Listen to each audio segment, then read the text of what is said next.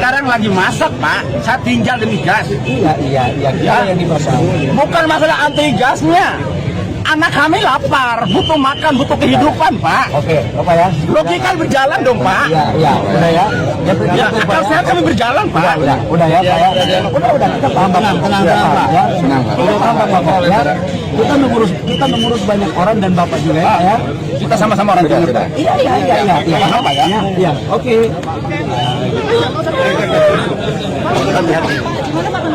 Enggak apa-apa. Kita kan pemerintah kan harus mendengar langsung dari rakyat. Saya kenapa turun langsung supaya kita bisa mendengar. Ini kan masukan bagus untuk kita melakukan penataan. Jadi nggak apa-apa. Kita harus fair untuk memperbaiki, tapi juga diakui kan bahwa ada yang menyalahgunakan subsidi yang harus kita perbaiki. Ya, kita perbaiki. Ya. Ketika pengecer tidak boleh berjualan, tetapi sub pangkalan ini belum aktif, belum ada. Dan akhirnya sampai Kamu dari tadi saya ngomong kamu nggak dengar ya. Pengencer itu dinaikkan menjadi sub pangkalan. Jadi nggak ada lagi pengencer yang nggak bisa jalan.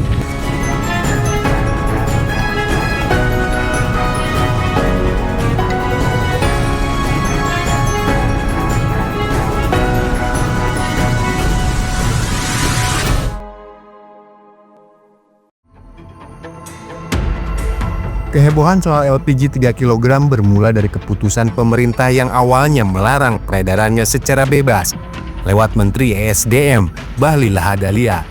Sosok yang pernah membuat Prabowo heran ini memang menarik perhatian, terutama soal latar belakang pendidikannya hingga bisa dipercaya memegang kendali investasi.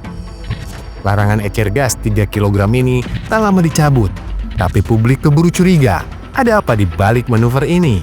Setidaknya ada dua skenario yang beredar. Pertama, isu ini diduga jadi pengalihan perhatian dari polemik PIK 2. Yang kedua, ada yang membaca ini sebagai upaya menjelekan atau membuat rakyat benci terhadap Prabowo.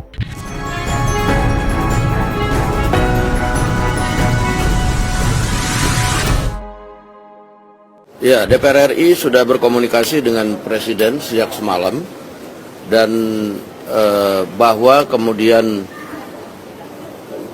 ada keinginan dari Kementerian SDM itu untuk menertibkan harga di pengecer supaya tidak mahal di masyarakat.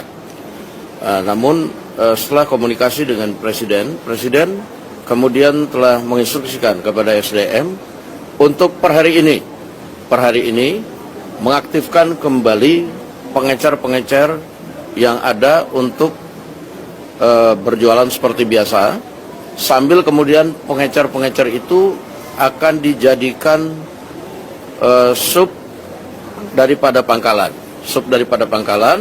sehingga dengan aturan-aturan yang ada nanti akan menertibkan harga supaya tidak mahal di masyarakat. Jadi pengecer yang akan menjadi sub pangkalan ini akan ditentukan juga harganya sehingga harga di masyarakat itu tidak mahal. Nah, tetapi sambil itu parsial dilakukan, para pengecer akan diminta, Presiden tadi menginstruksikan kepada SDM agar per hari ini pengecer itu bisa berjualan kembali sambil kemudian secara parsial aturannya kemudian diselaraskan. Demikian. Kemudian apa saja yang menjadi pertimbangan Pak Presiden untuk kemudian menerapkan lagi pengecer bisa menjual LPG 3 kg? Sebenarnya ini bukan kebijakannya dari Presiden untuk kemudian melarang kemarin itu. Nah, tapi melihat situasi dan kondisi, tadi Presiden turun tangan untuk menginstruksikan agar para pengecer bisa dapat berjalan kembali sambil kemudian pengecer itu dijadikan sepangkalan, administrasi segala macamnya bisa sambil berjalan saja, demikian. Tapi kan ini stoknya dinilai tidak langka ya, Bang Dasko ya? Stok tidak langka, stok ada. Stok terkonfirmasi tidak langka. Tapi yang dari pengecer dibeli ke pangkalan itu sampai mahal, Bang Dasko, 30.000 itu apakah ada oknum kenakalan atau seperti apa? Nah, justru itu, makanya nanti ini regulasinya lagi diatur, nah supaya kemudian nyampe ke masyarakat itu harganya tidak mahal. Menurut pengamat politik Adi Prayitno, kisruh tabung gas 3 kg Bahlil langkahi Presiden atau bisa jadi adalah korban politik. Kalau betul bahwa kebijakan terkait dengan pedagang eceran yang awalnya itu dilarang menjual tabung gas kilogram bukan kebijakan Prabowo, itu artinya sangat mungkin Kementerian SDM yang terkait dengan gas LPG ini ada suara-suara lain yang kemudian didengarkan, ada bisikan-bisikan dan input lain yang didengarkan di luar pendapat-pendapat yang ada di istana. Karena kita tahu per hari ini seakan-akan diskursus soal ada matahari kembar di Kabinet Merah Putih itu terkonfirmasi.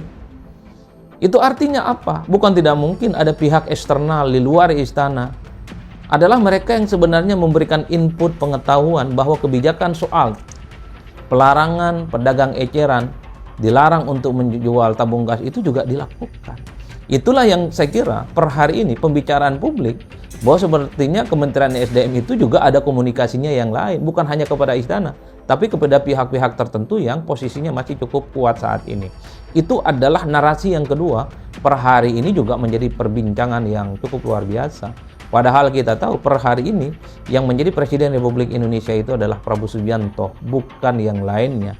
Itu artinya apa? Kementerian, siapapun menterinya, dalam setiap membuat keputusan politik mestinya tegak lurus hanya kepada Prabowo, bukan kepada yang lainnya. Nah, yang ketiga, atau mungkin juga bahwa Kementerian SDM dalam hal ini adalah Pak Bahlil itu ditumbalkan secara politik.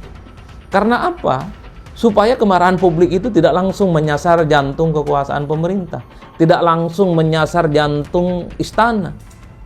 Oleh karena itu tidak mengherankan ketika ada statement yang mengatakan bahwa pelarangan pedagang eceran yang dilarang untuk menjual tabung gas 3 kg bukan kebijakan dari Prabowo. Itu artinya apa? Ini ada sosok menteri yang kemudian sangat layak untuk ditumbalkan secara politik. Ada menteri yang sangat layak dipersoalkan dan dipermasalahkan dalam konteks ini. Itu artinya apa? Ketika rakyat marah, ketika masyarakat kemudian membuli dan kemudian gelap mata terkait dengan kebijakan ini, yang dikritik bukan istana, yang dikritik bukan presiden, tapi yang dikritik dan disasar itu cukup hanya Kementerian SDM. Mungkin juga itu terjadi karena kita tahu ketika ada kebijakan pelarangan pedagang eceran menjual tabung gas 3 kg, kan pihak istana juga berbicara mendukung 100% sebagai bentuk efisiensi, sebagai bentuk bagaimana subsidi terkait dengan tabung gas itu kan tetap tepat sasaran. Dan itu adalah sebagai upaya untuk melakukan efisiensi anggaran supaya tidak bocor kepada pihak-pihak yang selama ini misalnya dianggap tidak bertanggung jawab. Kan itu juga adalah bagian dari bagaimana argumen politik hari ini yang kemudian terus menjadi perbincangan publik. Bukan tidak mungkin Kementerian SDM memang dijadikan sebagai tumbal politik supaya kemarahannya itu tidak sampai ke istana. Tapi yang keempat yang menarik,